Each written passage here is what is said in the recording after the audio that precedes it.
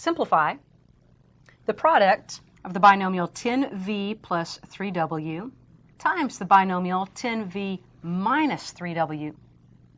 Here we have a special product form where we're multiplying the sum and the difference of the same two terms.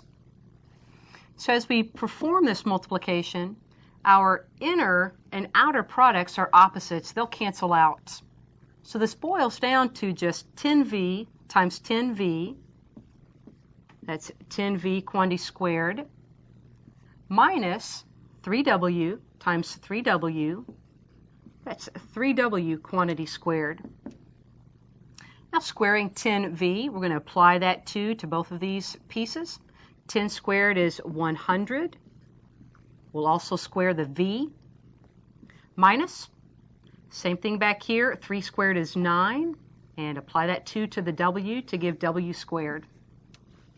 So the simplified form of the product 10v plus 3w times 10v minus 3w is 100v squared minus 9w squared.